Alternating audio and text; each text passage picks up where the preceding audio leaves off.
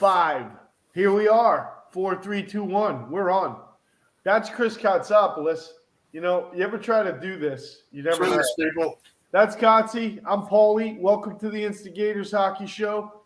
If you're ready, grab your beer. Let's have some fun. We're going to talk all things hockey and, of course, New York Rangers. Behind me, I have some minor league teams. I got the Hartford Wolfpack, and here's a rare one. I got the Las Vegas Thunder. So I try to mix it up a little bit. Wearing the Instigators T-shirt. Still waiting for mine. They don't make them that big boy. I know. Listen, there's a difference between fat and obese. I'm fat. I'm not obese, okay? Anyway, welcome to the show. It's great to be here. It's episode number 3 right here on StreamYard. It's an exciting time for us. A lot to talk about. And, obviously the chat is open. So if you got any questions you want us to stream, speak about live, we'll do that. Sometimes you might catch me on some of the devices that I'm using, like my phone and my iPad. We're going to get a shot of whiskey or something like that. Yeah, might have to leave to get a shot of whiskey. But, Chris, a lot to talk about. Obviously, we're going to talk about the New York Rangers. A lot of exciting stuff to talk about. We're going to talk a little bit about the All-Star game, the class. Well, you're going to talk about the All-Star game. The class act, Boston retiring Willie O'Ree's number. We'll talk about real quick. I'll take a look at some of the scores, keep you posted on that. We're going to do our Super 16, was just released from the NHL Dan Rosen today. It's a good one. I liked it. I saw that piece today because we usually do contenders and pretenders anyway. So it changes every week. So it kind of will stick there. And then we will talk New York Rangers, potential trades, COVID-19, and everything else. Let's start right away. Chris, I know this is not your thing, and I don't know. It is what it is. But the All-Star Game's coming up here shortly. Is that my cue to leave now or what? I mean, with the All-Star Game and, with the NHL turning down the Olympics this year, I think, which is, we talk about, which is great.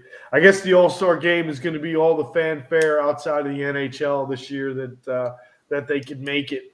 I think this year it'll be I think the NHL on the business side, if I was going to talk about business, I think the NHL really needs to do a good job with the All-Star Game. They might have to change it up. I think they should do the All-Star Game, in my personal opinion, in the future. They should do like they do the Winter Classic. Take the All-Star Game outside. Have a big venue. You can, especially now with COVID-19. I don't know why they didn't think about this. Not going to the Olympics. Let's make the All-Star thing huge. Let's make it a huge, big weekend outdoors. Make it, give it something. Put a spin on it, especially with no Olympics. And I know you have a lot to say about it. I actually don't have a lot to say. I think that would have been a good idea, but that's a huge production, though, Paulie, where you got to, build the outdoor rink, find a place to go, and do it in, what stadium, what football stadium, baseball stadium. But, listen, I get the All-Star Game. I just, no offense, I find it boring now, to watch. I find it boring probably for the last 20, 30 years. So I get the skill competition, I guess, still has a lot of interest for people to see, what kind of skills and not speed and, abilities these guys have. But the game itself is like, it's boring. I mean, as far as I'm concerned, I'm going to tell you the facts. That's the way I see it. I don't watch the All-Star Game at all. I'm sorry, fans. I love hockey, but that's not hockey to me. So I love it. But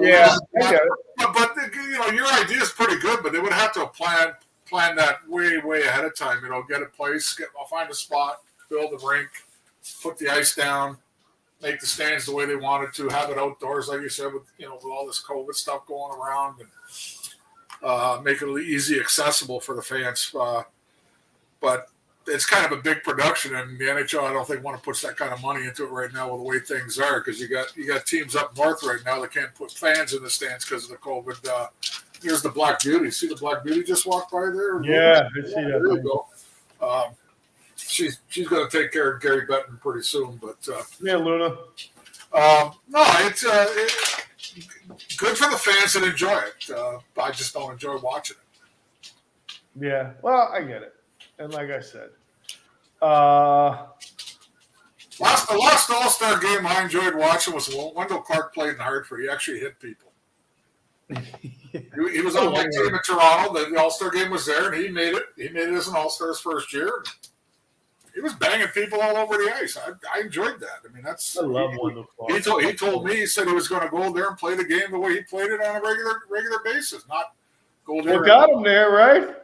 He probably changed it a little bit as he got a little older, made some of the All-Star games. The guys probably told him to calm down, but he went out there and he played it like it was a real game. So, Clarkie's probably one of the most famous people in Canada, period. Yeah. For the hell of it, Katsi sent me a link, I don't know, probably 2 weeks ago. Yeah. Some hockey back in the day, playoffs. I think you were playing for the Leafs at the time, right? My first year with the Leafs, I got traded there. It was the first round, first game in Chicago, the old stadium in Chicago. Chicago was number one in our division that year. We were like, we got in only because Detroit was crap. I mean, we were not very good during the season. And that was his rookie year, wasn't that? That was Wendell's first year, yep. Yeah. And that 12-minute video, a fan up in Toronto sent it to me on Facebook, and boy, oh boy, yeah, I think old school fans would enjoy it. New school fans might have, if you know what I mean, because the stuff that was going on back then. I mean, boy, oh boy. Oh man, that's what hockey was. Hockey, I love that shit, man. It was. I love that stuff, man. When I watched that video, I was trying to compare it to today's game, and I was like, wow, God, that's a suspension today. Oh, that's right. Throughout that 12-minute video, you probably could have got at least maybe 5 to 8 people that would have been suspended for a few today's game, you probably would have never got out of the penalty box. No. No, I agree with that. I agree with that. You would have your own personal water bottle. That was how I was taught to play. How am I going to change my game? It's a play style. If I started today, I would have changed my game, obviously, because that's the way they're taught. They're not taught to be mean and nasty anymore. Well, some guys are, but there's very few. Well, I'll tell you who I do love. Well, we'll go back. We'll do that later. But I want to talk about Jacob Trouba. He's becoming one of my favorites, by the way. All right, let's talk about the class act of the Boston Bruins. This what was it? 2 nights ago? Yeah, 2 nights ago, I believe. Willie O'Ree was the first African American player in the NHL. And played for the Boston Bruins, and I believe it was it Tuesday night or Monday night? I'm sorry that I don't remember the night. I think it was Tuesday, but I could be wrong. It was Tuesday night. Unfortunately, he actually wasn't even at the ceremony. What was his name? Who stood in for him? Oh gosh, Anson Carter stood in. Carter, yeah, he was wearing. Yeah. I saw that. And the Boston Bruins retired the number 22, just to show the respect to Willie O'Ree. I never seen. I really love the fact that the NHL doesn't play the political nonsense that some of the other sports do, like the stupid FL, the national. Well, I hate to do this to you, but it's the National Fuck Off League. Sorry. Well, okay, but you can't say the NHL doesn't do any of that. They do a little bit of it, but that was just a great ceremony. Like you said, it's too bad Willie wasn't there. I had the privilege to meet him, and I also want to throw this tidbit. Back in the '60s, I don't know if he was still playing with the Bruins or not, but I remember my mother and my father telling me about him, that he was the first black man to play in the National Hockey League, and he happened to be playing for the Boston Bruins, who was the team that I cheered for growing up. And I over the last probably 10, 15 years have met Willie at least 2 or 3 times and sat down and talked to him. One time was at the great charity event, Hockey in Harlem golf tournament, and sat down and talked to him there. Then I met him at Cafe 31 there one night, one afternoon that you've been to with me. When the first time you and I ever met was at Cafe 31 in next to Madison Square Garden. Listen, he deserves everything and anything he's got. You're talking about being the odd man out in a sport that was basically white back then. The stuff that man went through, and just to talk to him and get him to tell you some of the stories, the good and the bad and the ugly of it all. It's just an amazing road that he took, Paulie. Let's call it what it is. And for the Bruins to recognize him, I think they deserve a standing ovation. I think the fans gave him the big ovation that night. And I think Willie deserves everything he gets. He's a true pioneer of the game. Absolutely. And he's such a great guy. Yeah, just a class act, just an absolute class act. And again, like you said, just a classy thing for the Boston Bruins to do. And it's God, how long has it caught since he's actually played in the NHL? It's been quite a bit. Again, I don't want to talk about it too much, but it's way longer than that. But 60 years? The crap that he went through, you always hear the stories about Jackie Robinson and baseball and stuff like that. But Willie O'Ree probably heard everything, the same as Jackie Robinson, and he survived it. He played through it. And, he was a pretty good hockey player from what I saw on the old videotapes and stuff like that. And I'll say this, Ryan Reeves gave him a little bit of a nod last night, too, basically saying something to the effect that, hey, he paved the way for the African-American players and in pro hockey. So good for him. Yeah. Well, again, just a classy thing around the league. Very, it's a prideful moment for the NHL and the Boston Bruins. It's a very good move. Very good job. So I'm going to cut into this real quick because a lot of people have asked me about this, so I am going to cover it. It was a question about the new protocol, the COVID protocol. I have the information here. I'm going to read it to everyone. If you were too lazy to look it up, I gotta let the queen out. Luna needs to go out. All right. So real quick, I know a lot of people have asked me about the new protocol. Let me get through this real quick.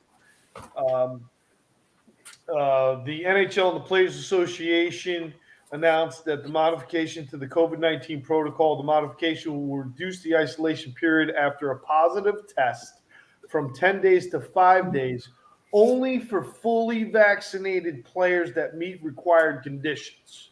So it's not for everyone because I think there's still a few players that aren't vaccinated. It also applies fully vaccinated hockey operation staff, including coaches, so on and so forth, trainers, things like that. I'm cutting through the chase real quick on this. While changes will apply on a league-wide basis, all personnel will still have to comply with the applicable health and safety regulations in their jurisdictions, including federal and the Providence provincial COVID health and safety mandates in Canada, which may be more restrictive than the actual protocol. So there's a couple of things in there, and I'm just going to go through this real quick. Protocol after positive test. Isolate for a minimum of 5 days. If the individual has a fever, continue to isolate until their fever resolves. If the individual has no symptoms or their symptoms are resolving after 5 days, they can leave isolation and return to practice, games, and provide the following conditions are met. Obviously, a test for negative, and they actually have to do that twice, and then they should be cleared to play by the doctor's by the club's physician. And that really is about all that I want to discuss on that. But people were asking me, so I wanted to make sure everyone, when you guys ask us a question, we'll answer it. No matter, so please always keep the questions going because we want to feed you the information that you want. And again, Canadian protocol is a little bit tighter in certain provinces. And obviously in the U.S., you have the same thing where protocols, but the standard is after a negative test and 5 days, the players can return, which is a good thing. And the reason why we cover this is because I think the NHL was losing a ton of money for all the postponements. Oh, yeah. They're postponing game after game after game. And they still have to figure out a way to put those games back in, the right schedule. I mean, and that's a lot of work because you're dealing with the arenas that may have other venues that they're, Oh, yeah.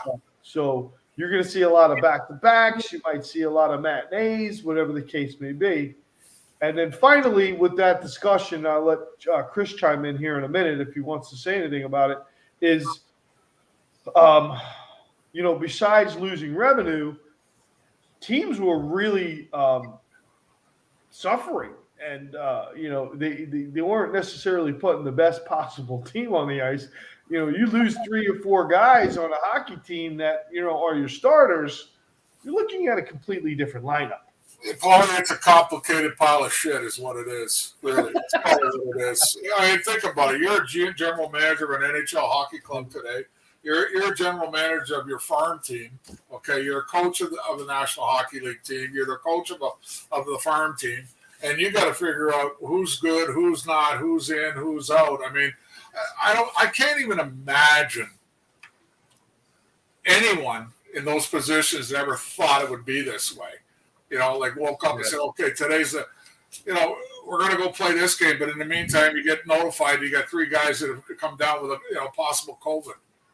So now what do? You got to make the call to the farm club, bring 3 guys up. I know they've added taxi squads. It's just a complicated pile of shit is what this COVID thing has done. It's kind of ruined a lot of the sports, obviously in North America. And to, my fellow Canadians up there, I've got complaints from people up there, like how tighter it is up there. They can't do, they're not as free to move around as we are down here in the United States. The fans can't go to games. Then it's a limited crowd here, limited crowd there. And yet they get to watch a game like last night's game. A whole bunch of people from Toronto were calling me last night after the game, say, wow, the place is packed at Madison Square Garden. Wouldn't be that way in Toronto right now because of the COVID. So it's I don't want to use excuses, but you can use that as an excuse if your team fails somewhere down the road. Because if you're in the playoffs, what happens if 4 or 5 of your best players come down with it? What happens then? Right. You can't say, well, we got to delay the game till they're better. They're gonna have to play with what they got. So it's I'll leave it as one more 3rd time's a hat trick. Complicated pile of shit is what it is. I love it. I love it. All right, I'm going to ask Beth to, if you would. Beth, how you doing, Beth? Beth, everybody wants to know how you're doing, honey. She's shooting me in messages as we go here. If we got any live scores, can you post them in the chat room? Or if not, you can send them to me, and we'll cover those real quick. She just sent me some great information on Willie O'Ree. And what did we say? How long since he's played hockey? It's been a long time. Oh, wow. I didn't realize he was. You were way off. They're 40 years. Jeez. It was 40 years ago when I played. No, hey, listen. I mean, he played in the minors for a long time. I'm talking about the NHL. 1979 was his last year. Yeah, he played in the minors. I know that. But I'm talking about the NHL with the Boston Bruins. Boston Beast. So there's that. Beth, we're wishing you well. Beth does a great job with the Instigators hockey. We're going to bring her on one day. Yeah. I think she's Mike shy. Mike shy. She sure is the keyboard queen, though. But Beth's battling. She's doing great. We stay in communication. Very proud of you. You keep going, girl. And thank you for everything that you do for Chris and I and the program. Let's go here. All right. You know, I mean, it's eight. Holy cow! It's 8:50 already, man. We were in 20 minutes already. Um, I think one of the things we should do right now is probably the meat and potatoes of the program. Sure. And I'll go back and forth with a couple things. There was an article put out just today by Dan Rosen on the NHL, and you know we do this every week. Um, our pretenders and contenders. This was labeled the Super 16.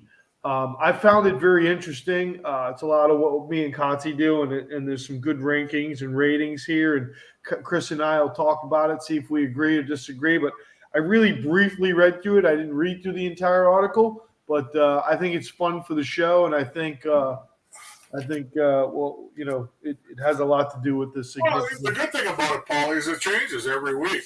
Exactly. There's two or three teams that are always going to stay at the top, but then the next 3 to 5 just goes back and forth a little bit. Well, it's funny because before I opened this article, actually before I spoke about this article, you and I talked before the show. Yep. You had brought up somebody. You brought up a team. I'm going to let you talk about it shortly here. And sure enough, you know, they ranked pretty high where, you know, earlier in the season they were sucking wind. So we're going to start, and, you know, I can't debate this. Number one in the top 16 here, Carolina Hurricanes. And, you know, you and I talked about this 2 months ago. We're like, you know, I don't know. They're probably pretenders. You know, who can you name? Blah, blah, blah. They were pretenders a couple of months ago, but I think the last few shows we kind of changed our mind a little bit. Absolutely. Because the fans may not know who they really have on that roster there in Carolina, but I'm sure the NHL teams have figured it out real fast how good they really are. And they're a contender. I mean, let's call it what it is. They got a great coach in Rod Brindamore, and you know they got New York Rangers mid coast. You know, yeah, I don't want to say Tampa, but they got a bunch of ex-New York Rangers on there, and yeah, 4 or 5. They've been consistently good all year, and let's call it what it is. They got a few games in hand, I believe, on the Rangers and stuff like that. But that's going to be a big game Friday night there, Paulie, with the Rangers tomorrow night. I think it is. Yeah, it's another test for the New York Rangers, but Carolina's definitely up there. So Carolina right now, 26-8-2. Just really very, very impressed with this team. A couple of key notes. They've killed 35 consecutive penalties. Just doing, and I watched the 7-1, just absolute. I watched part of it, shellacking of the Boston Bruins the other night. You know, I didn't see it, but I was kind of like, that was a blow. You know, when you see a number like that, absolute blowout. And I just, you got to really start. Really got to start to think about this team and how serious they can be, how serious they are. I don't know that I agree with this, Kotz. I think you may. Colorado in this ranking is ranked number 2 right now, 26-8-3. I mean, you can't battle the numbers. The numbers are what the numbers are. 26-8-3. Pretty much matches. That's a pretty good record. You know, that pretty much matches Carolina. They're ranked number 2 overall. 14 consecutive home games, won the longest home winning streak in their history, and the longest since the Capitals did it in 16-17 with 15 straight. So this is a team that a lot of people are talking about as well, Chris. Yeah, I'm not positive, but I think I called the Pretenders earlier in the year, but they've turned it around a little bit, and there's a lot of stars on that team. You got Kadri going to the All-Star game. You know, you got Makar. You got other guys on that team that everybody knows. And yeah, listen, 28-6-2. Is that what their record is? I would say that again. Like, yeah, they are 26-8-3. Wow, that's the record speaks for itself, Paulie. So we can't You can't battle the number. Exactly. That's. I think there's a common theme here, and I know we got more teams to go through, but you're going to see this here when you keep mentioning stuff, records here. I don't think there's been a year like this in a long time where there's been that many super, super great records with so many teams. Yeah, You'll agreed. See, as you continue, you'll see. Yeah, no, I agree. There's a lot of great records here. All right, quick update on the scores for everyone. Right now, the Blue Jackets are leading. The Flyers 1-0. Looks like the Caps and the Bruins are tied at 2. Sabres and Stars. Sabres are up on the Stars 4-3. The Penguins are ripping the Senators 5-1, and the Predators are leading the Jets 3-0. So there's your updates on that. Thank you, Beth, for those updates. I don't know if I'll be right back. I don't know if you're in the chat room, but if you want to go ahead and knock those out, you can. If not, it's not a big deal. I'll just continue to take a look at it. And again, well, I hope people understand that duty calls here. When the dogs need to go out, they tell you. So I have to let them both go out. Now they're back. Those tiny little dogs you got there. Yeah, you can just see them in the background there going around. Now they're going to go upstairs where the real queen stays. All right, Cots, number 3. I don't know. I don't know what to say anymore. Tampa Bay Lightning quickly become, again, another team that's being talked about, and rightfully so. 27-9-5. So, it's there. The numbers don't lie. Again. Yeah. I've been the one that says they're a pretender all along, and I'm going to. The only reason why I'm saying that, and I think I've mentioned this before, and I'm going to mention it again. I think somebody's going to beat them in the playoffs. That's just the way I'm going to leave it. I wouldn't disagree with that. I think somebody from the East will beat them. Steven Stamkos, though, I have to make a great year. He is.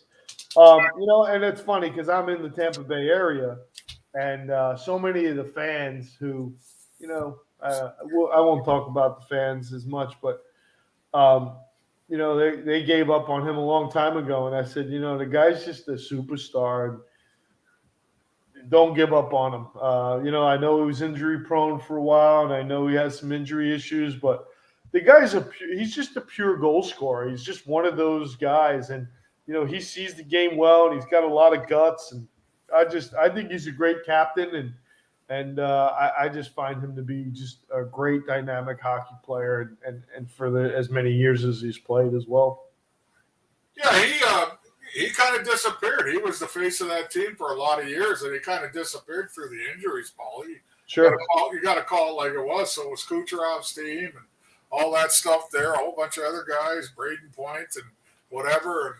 And now he's healthy again.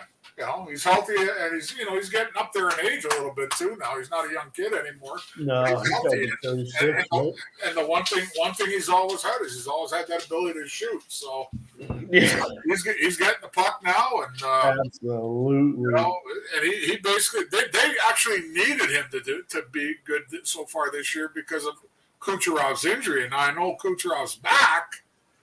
But he's only been back for like a month. The first month and change, it was all Steven Stamkos. Stamkos and Point. I got to tell you, Braden Point's a hockey player, boy. Man, is he something else. But I'm sticking by what I said. I still think somebody in the East is going to beat him. So, all right. Here we go. I still say they're pretenders. I don't care. Florida Panthers, 26-8-5. They got a 4-game winning streak, 9-game point streak.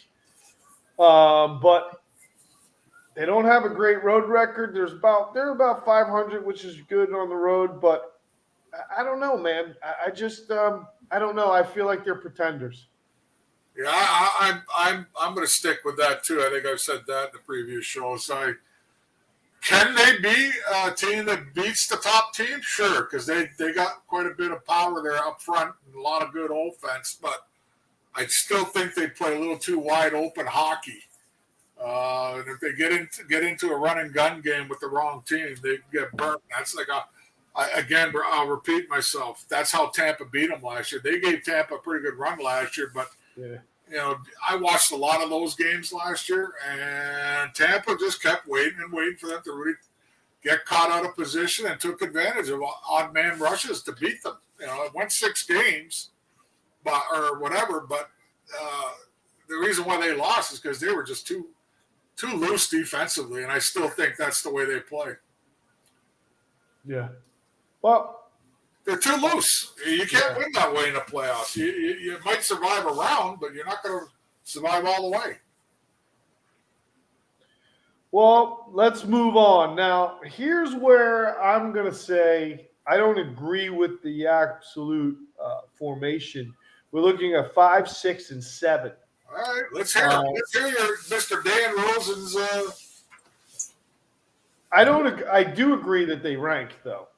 Number 5, Toronto Maple Leafs, 24-10-3. I still feel that Toronto's still a pretender.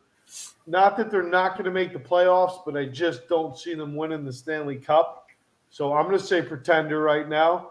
But 24-10-3, it's not a bad friggin' record, man. I still think they're going to be a tough out in the East. I think they might be one of the teams that gets to the finals in the East this year. And it's got nothing to do with me being a former Leaf and being from Toronto. I know that's another repeating, but last night's game against the Rangers, you got to give Rangers a lot of props for coming back the way they did. But if you really want to look at it in a different way, Leafs had 3 defensemen in the lineup last night that aren't going to be there when it comes to playoff times. So I think they're going to be a little different. I think they took a bit of a beating in the press today. I think up in Toronto and around the NHL. Of course they did. Well, their coach came on and called them soft like marshmallow. You know what I mean? Soft team. That they played soft against the Rangers last night. Don't get me wrong. When you got a Ryan Reeves breathing down your neck every 2 seconds and the puck's dumped in your zone, I'd have a sore neck too looking for him. He's a defenseman, but. He called them out. He called them out as playing soft. And, the Rangers did a great job coming back in that game. But, again, Shesterkin doesn't stop Nylander on that breakaway. It's a 4-1 game. And if they get to 4, that game's over, I believe in my mind. So I'm not counting the Leafs out yet. They just got way too much firepower. There's way too many guys up front there that can put the puck in the net and create offense. I think Campbell's he's kind of tapered off a little bit. But he's still, I think, a decent goaltender. He's better than what they had over the last few years. And I think that little tongue lash is going to make guys like, they're so-called gritty guys that are sitting on the bench on the 4th line. I think they're going to, you watch the next game, they're going to take notice of that. Well, I mean, I think there's a big note here, too. And I don't want to get, the reason why I like the article is because it brings out a lot of the things that are so important in winning and losing and what, where the rankings come from. I didn't know this, but the Maple Leafs have the best power play in the NHL since October, running close 35%, 28 for 80, with obviously 0 shorthanded goals. That's huge in their scoring and probably in their record, Kotz. So, I think that's a big accountable part to say where they are and why they are where they are is because when you have a power play that's running at 35%, you're putting the puck in the net, and that could be real momentum swings, and a lot of W's are probably behind that. But this is what I was talking about earlier, though, Paulie. The league, you're going to tell us, we're going to talk about the top whatever teams in the league now, and going into the season, every one of those teams would hope they had that record. Right. Okay? So the Leafs got 10 losses. Wow. You know what I mean? Right. Is that time to panic? No. I don't think so. I don't think Not at all. And 2 weeks ago they were in first place. Now they've dropped down to third. That's how things fluctuate. So. Absolutely, yep, absolutely. Moving along. So if I was going to, share this information, as I will. So Chris and I were talking. We've been talking probably 2 hours, an hour before the show started. Chris told me, what we're gonna, what he wanted to talk about, and here it is, Chris. So it's so much fun to do the show with you and listen to your hockey IQ and the things that you say. But a team that nobody really has been talking about, been kind of quiet, didn't have the greatest start this year.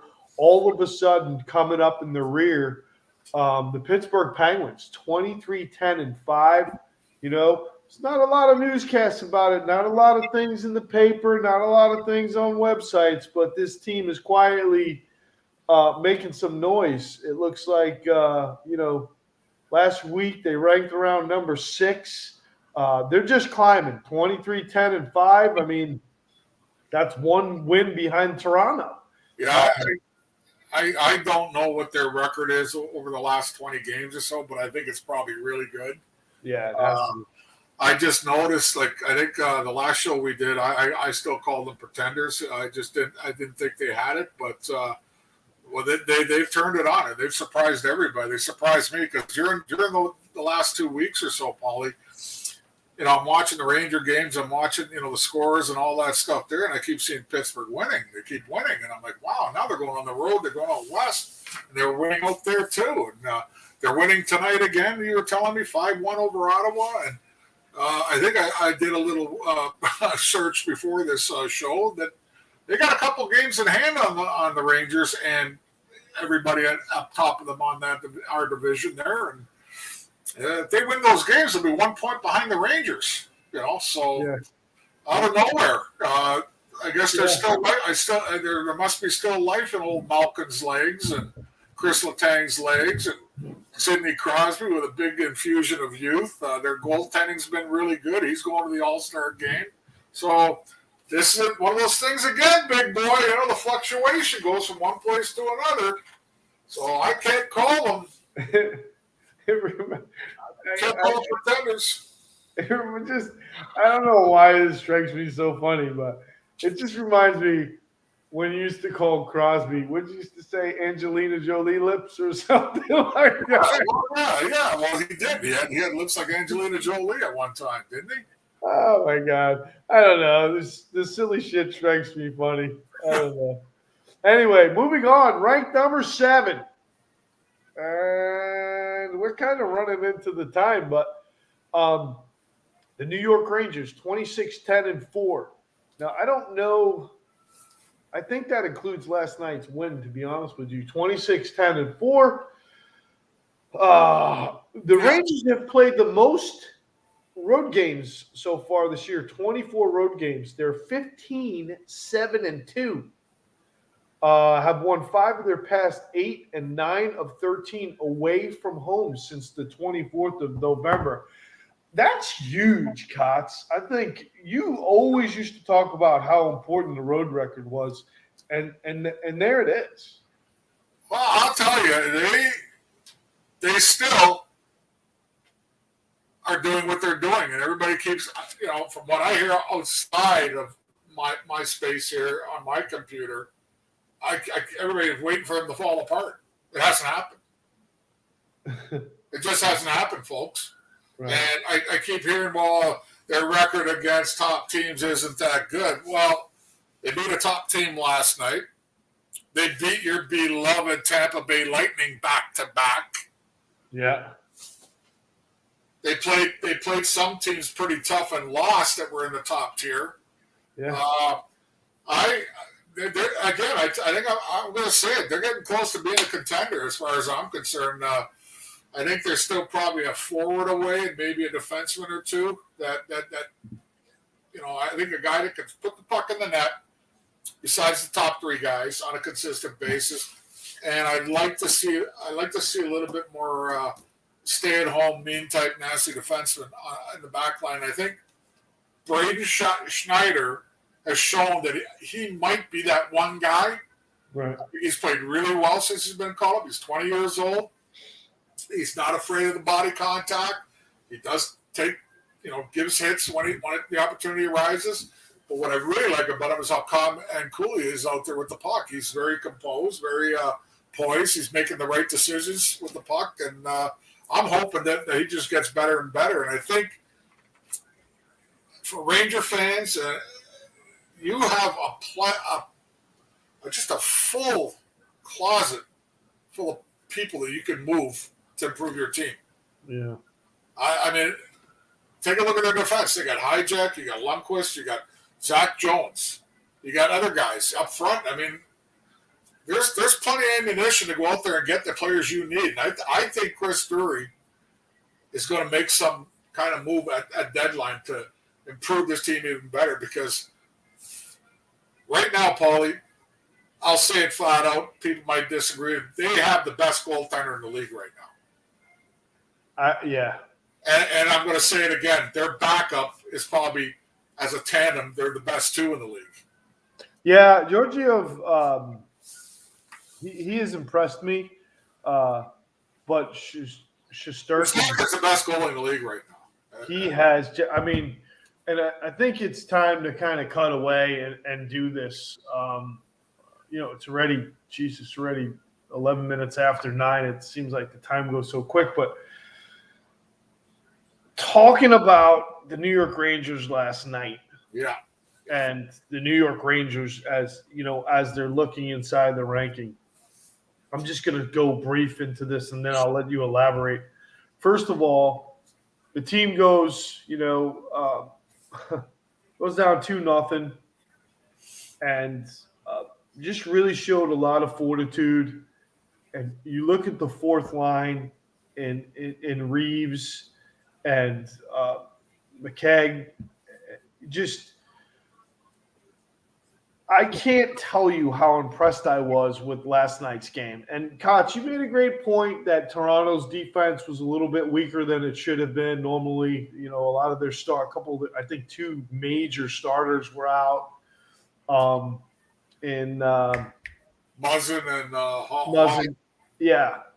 But overall, to go down 2-0 and actually 3-1 at one point, where, Ryan Reeves scores a beautiful goal, all hard work, standing in front, bang, bang, shows his hands. I mean, very impressed. There's not a lot of guys that play on the fourth line that are going to score that goal, if I'm being honest. And, Yeah, you hit it right on the nose there. And it's good to see that Ryan Reeves gets rewarded, because I hear a lot of chatter on other sites and stuff like that he's this, he's that, he's slow, blah, blah, blah. People got to understand what he's there for. Yeah. He's not there to put the puck in the net. Right. Okay? Exactly. He's not there for he's also really not there to drop his gloves every 2 seconds either. What he's there for is to keep things on an even keel. In other words, do not take too much, bullshit. Yeah. For his teammates. Don't let his teammates get battered around, this and that. His game is to skate forward and hit. Forecheck, pressure. And you're talking about his hands. I mean, the first goal he scored, that was real nice. Yeah. He scored some great hands there. Absolutely. And the second goal, I mean, was a little lucky, but he made the right attempt. Put it towards the net. You never know what happens. And look what happens. Right. But that line between him, McKegg, and Rooney, they were so important last night in that game. I understand other guys scored goals, but if it wasn't for them, the Leafs started out on fire last night. Yep. And as that game wore on, they weren't quite on fire. That defense of theirs, even their regular guys, weren't quite keen going back and getting the puck when that fourth line was on the ice. Right. That puck spent a lot of time in their zone when that fourth line of the Rangers was on the ice. And that wore them down and let the Ranger top lines get better and better as the game wore on. So They deserve as much credit as Shesterkin did last night, even though Shesterkin shut it down after 3-1. I think the combination of both of them is the reason why they won that game. Absolutely. And you got to have that. You got, I was on Ron Duguay's Up in the Blue Seats podcast today, and I said it there. You're not going to win with 5 Wayne Gretzky's on the ice. Right. You're just not. Well, it's an important point, and I want to bring this. You have to have that proper mix of players. You have to have the studs. You have to have the grinders, and you have to have the guys that combine a little of both. And if you look at all the Stanley Cup champions over the years, that's what they have. That's exactly where I wanted to go. What impressed me last night more than anything is exactly the point that you just made. And people who are real hockey fans, people who really know this game, what impressed me last night was I saw what the Rangers could do in the playoffs, because we all know the playoffs get tightened up. Things tighten up. Players and teams and coaching and strategies get back to the basics, the 101s, chip and chase, drive deep. And what I saw last night was a team that came from behind with great fortitude, with fantastic, well above average goaltending, and then exactly like your point, Ryan Reeves' line, that line comes out, they play a steady shift, they bang, they crash, they make people think, they make people make mistakes. Ryan Reeves is standing in front, and his line mates are feeding him or getting him the puck. Yeah. And he has a wide open opportunity. It's just him and the goaltender. Yeah. And it's just point to say, when that type of thing happens, that's what wins playoff games. That's what's going to make the difference, because you're all going to get your fair share of power plays. You're all going to get your fair shares of your top lines. It's those third and fourth line grinds that make the other team make mistakes. And when you can capitalize in that side of the game is what makes the difference. If you don't wear the other team down in the playoffs, we're talking playoff hockey now. If you don't wear down the defense, you're not going to win. Sure. You have to wear them down. And you're not going to wear them down with the Panarins and the Zibanejads and guys like that. You're going to wear them down with the third and fourth line guys. Yeah. That's basically what their job is. And fans may disagree, but I'll tell you what, everybody that's ever played a game at that level in the National Hockey, they know how much they appreciate players like Rooney. Rooney had opportunities to score last night too. McKegg set up. These guys did their job so well last night that it created offense for them, Paul. And the reason why I created offense for them was because now you had guys on the other side that were we're a little tippy-toe now compared to like that little, they were flying at first, picking up the puck in their own end and coming out, breaking out real easy. But as that game went on, they were on their tippy-toes every time that fourth line was out there to defense. Trust me. Sure. I know. I've been there. I've seen it. And the players in the Rangers room, to those guys, guaranteed. Yeah. It's just huge. I think that game was huge, and I think now test number 2, like you said, will be Carolina. It's going to be a huge test. It's going to be tomorrow night. I think that's a huge test for the Rangers, and that line again to see the difference that they can make. And it kind of, if I'm being honest, and Ranger fans are mature enough to talk and listen and understand the fact that, I think one of the, when the Islanders were having, a year last year and the year before, we've talked about it. Matt Martin, Casey Cizikas there. Ross.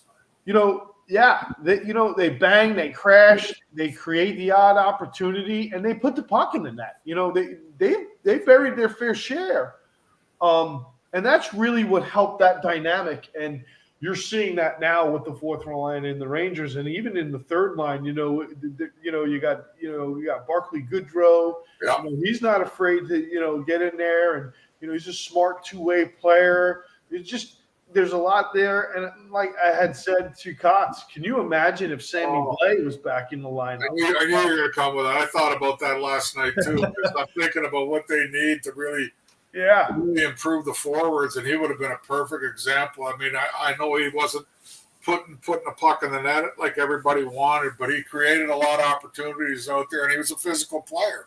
Yeah. Now, that's another guy that would have been on that third line. You know what I mean? Yeah. So,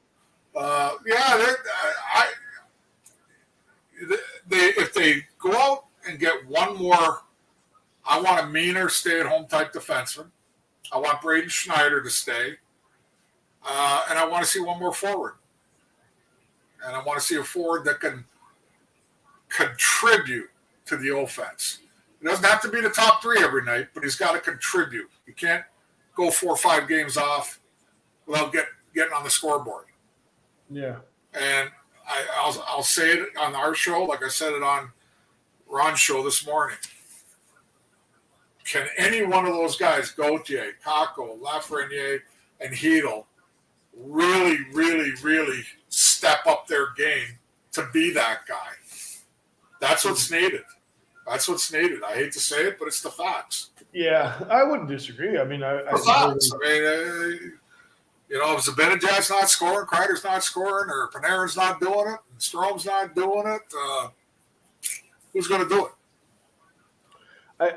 You got to make mention, though. I mean, I don't know. I am so friggin' impressed with Fox. I just am. I just said, he is so good, Paulie, that his mistakes, he does make mistakes every game, trust me. It doesn't matter because his positives are so much more. For every mistake he makes 5 great plays. Yeah. But see, that's another situation. Do you want another Adam Fox on the team? I don't. Yeah. Because if you bring another Adam Fox type player on the team, what are you going to do? Who's going to share the ice time now? Yeah. Who's going to play the power play? Yeah. Who's going to be that offensive guy? Yeah. You can't have two. That's why Adam Fox is a singular player right now for the Rangers that leads that team on the offensive side. And you don't really need to bring in another one like that. You get contribution from Trouba once in a while offensively. There's no question about that. He's got a great shot. Yeah, you know what I mean? So I'm not sure you want to bring in another offensive type defenseman. Yeah. Because then you're going to have like that problem as a coach. Like, okay, who gets to play the power play? Who doesn't get to play the power play? You know what I mean? Yeah, I would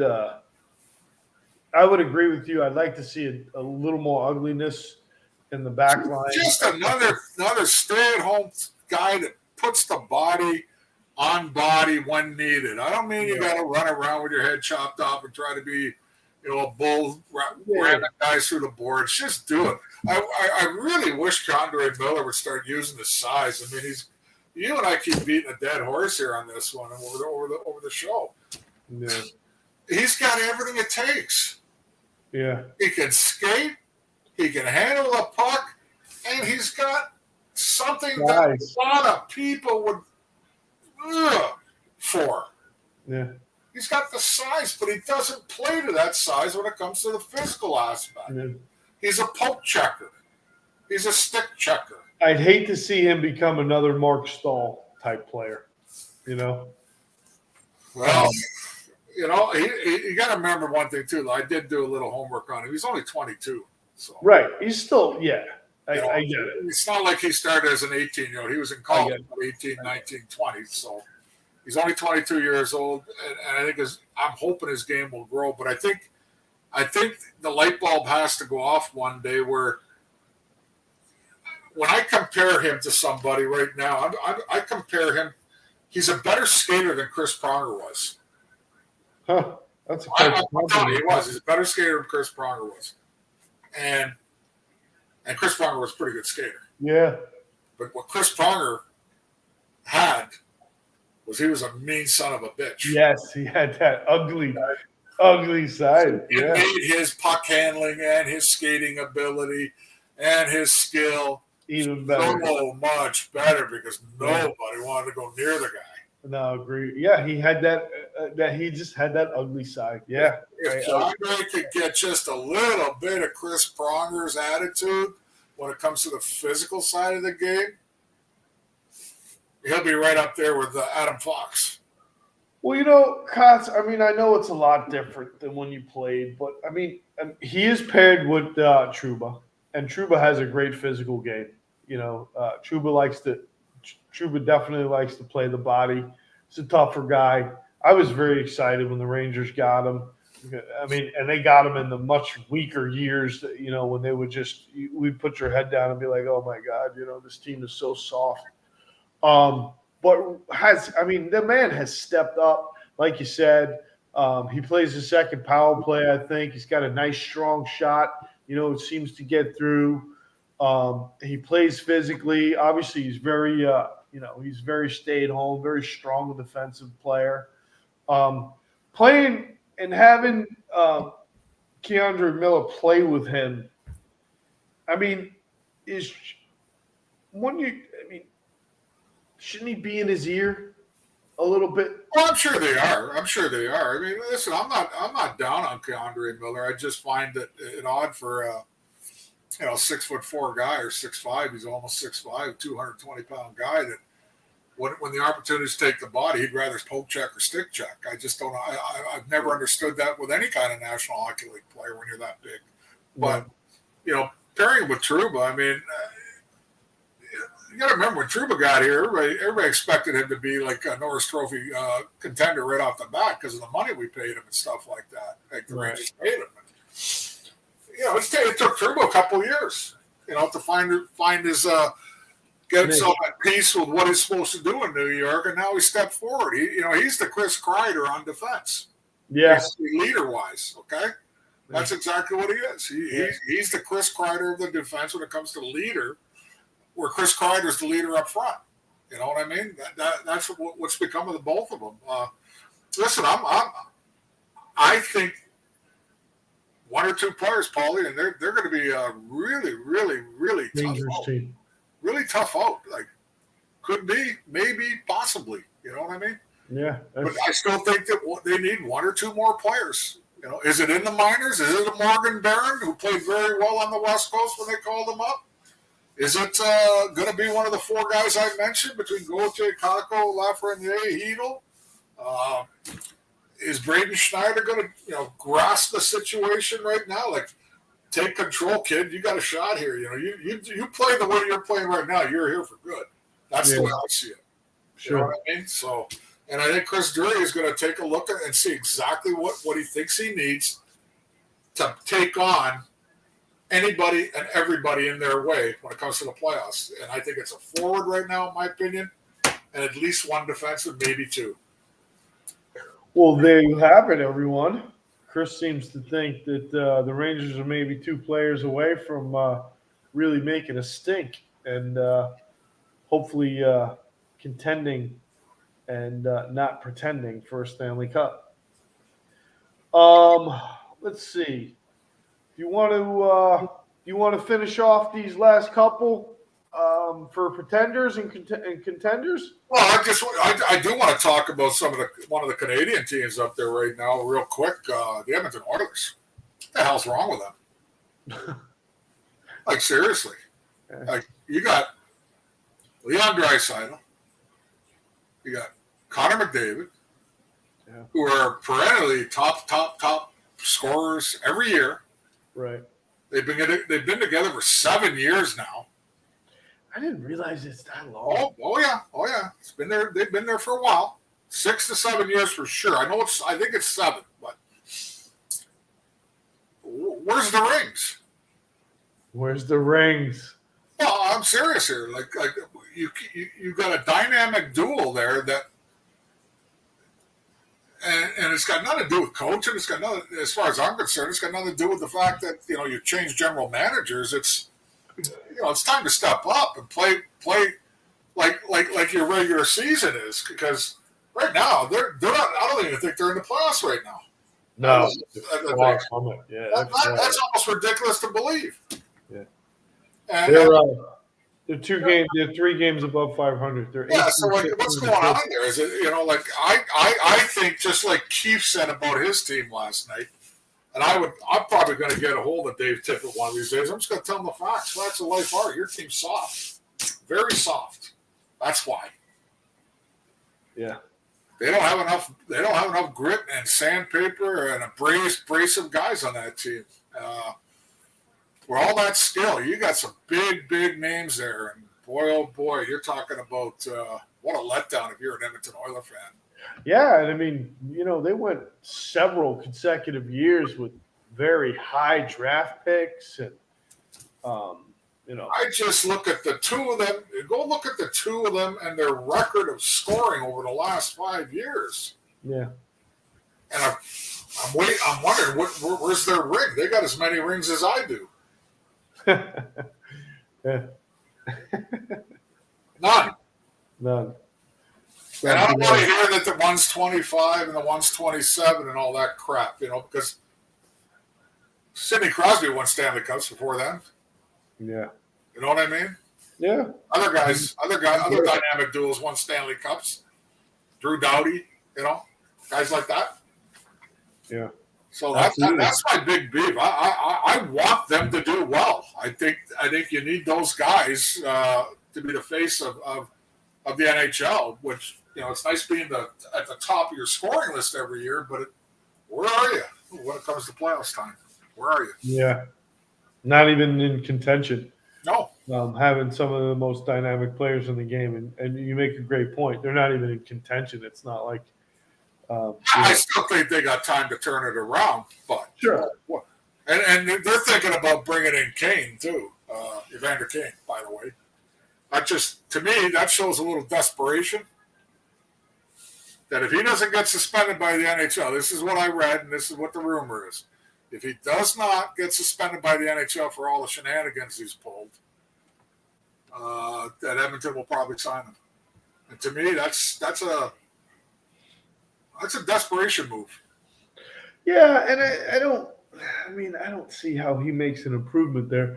But what I was reading, and I don't know. I don't know if it's just a lame duck clause to get away from him or what, but I think I posted it on my page too. He got kicked off the team for not following protocol, COVID protocol. He got kicked off the team basically in Buffalo. Got kicked off the team in Winnipeg. Yeah. Kicked out. Basically, the guys in San Jose were happier to pig his shit to get rid of him. Yeah. So, and yet, if you just want to talk about the hockey part, I'll tell you, he's a great player. He's a good player. Yeah, he brings a dynamic when he's on, sure. But do you want to bring that in with the baggage? Yeah, no. If that's the case, then you're showing me that you're a little bit desperate. Yeah. Well, I think we both can agree that they probably are desperate. Like you said, there's a lot to be said about having. Well, I'm not saying there's anything wrong with being desperate because you got a team that should be one of the top elite teams in the National Hockey League right now. They're not. Right. Yeah. No, I wouldn't disagree. Yeah. At least they're not playing like it. How's that? Yeah. Well, I'm just gonna shoot this out there. How do you feel about St. Louis, Chris? You liked them, I think, a couple of weeks ago. The last 23, 11, and 5, 50 points. I guess they're coming around. What I think about St. Louis is I like Craig Berube as a coach. Yeah, I do. I like the guy as a coach. I played against him. I never had the privilege of fighting him, thank God. But I skated with him a couple summers up in Toronto. In the off season when we were trying to get in shape. He's a nice guy, and he started out in the Philly organization as an assistant coach, and he had their job for a while. I don't think they did him right there, but then again, that's going to be another story for one day about the Philadelphia story. I want to talk about that too next week. He goes to St. Louis and he wins the Stanley Cup. I think he's one of those guys that he wasn't the most skillful guy, but he played a long time in the National Hockey League doing what he did for a living, and I think that's the way he looks at coaching too. He lets the players play. I mean, that's basically what Gerard Gallant does. He lets you play. And if you play well, you're staying in the lineup. And if you don't play well, you hung yourself. That's all there's to it. Next. There's no bullshit in between these guys. And they're not overexcited. You never see them get overexcited on the bench or anything like that, barking out like your favorite guy Tortorella and stuff like that. You know what I mean? Yeah. I had to throw that in there, plug, because I know how much you love that guy. I like him. I like Torts. Always have, always will. But that's just me. I think they understand, because they were not, a guy like Gallant. He did have but one good year where he almost had 100 points. And I think Craig Berube another one. I think they've seen the best in their dressing rooms while they were playing. They've seen the best players, the middle-of-the-road players, the players like them, and they understand a little bit better than some of the other guys that coach in the National Hockey League, and that's why they're successful. Now, why Gerard Gallant got run out of Vancouver, I got a feeling that was between him and the general manager, McPhee, at the time. So, and I think Berube is a good coach. I just think he's a good, solid coach. So what I'm hearing you say is you feel like the St. Louis Blues can be a contender? Every couple of weeks things change. There's 2 or 3 teams that have stayed there, okay? Mm-hmm. But 3 to 5 to 8 goes back and forth. Pittsburgh. We weren't even talking about Pittsburgh a month and a half ago. Nope. Actually, 2 weeks ago. Yeah. 3 weeks ago. Yeah. Now all of a sudden, with that win tonight, go look at it, add 2 more points to their total. They got 53 points now. Mm. That's 3 points behind the Rangers in that division. Yeah. With a game in hand. The only thing I think that's hurting them, Letang's getting up there in age. I know he's having a good year. Malkin is, not consistent enough with his health. And then, obviously, Sid is Sid. So, I think, Paulie, go look at their roster and their stats. It's not just them. It's other guys that are doing the job there now. The younger guys are kicking in there now, okay? Let's go to the bottom and of that's the what's list. got them going again. I mean, we have to look up their record over the last probably 20 games to see what it really is. I got a feeling it's pretty phenomenal. Yeah, well, they definitely picked it up, sure. They were really bad at the beginning of the year. They were way under 500 and stuff like that. But now I'd hate to see what their record is over the last 20 games. But I'll bet you it's something like I'm gonna guess like 15-5 or something like that. I'm just guessing. They haven't lost very many games. So yeah, I'll try to pull it up right now. Give me a second here. Yeah, I mean it's other guys doing it. It's other guys doing it on the team. It's not just Crosby. It's not. I mean, Letang is having a good year though offensively. Yeah, he is. Let me see. Crud. Let me see something. Don't worry about it. We'll figure it out next week. We'll see where they are next week. How's that? Yeah, we'll see where they are next week. Everything's up and down. But I'm going to reiterate what I said earlier tonight. You take a look at the top 8, 9, 10 teams in the league right now. Their records are unbelievable. Like, I don't think I've ever seen a top-heavy NHL like that for a long time, where almost every one of them is so close within 2-3 games of each other. Right. In the win-loss column. Usually it's like there's 2 or 3 teams, maybe 4 max, that are just so dominant, and there's that second tier of about 8 or 9 teams, and then as they always say, shit always goes down in the bottom tier, but the top tier is like really, really got great win-loss percentages. Yeah. Well, let's see. I'm trying to find their last couple of games here. But I'm going to move past it. like you said, that's why we do this every week. It changes every week. Things change. Who's in COVID, everything. Who's in the lineup, who's not, all that. Who gets hot? Yep. And hot streaks seem to really create conversation. Like you said. All right, let's see what we didn't cover. It looks like we got it all out of the way here.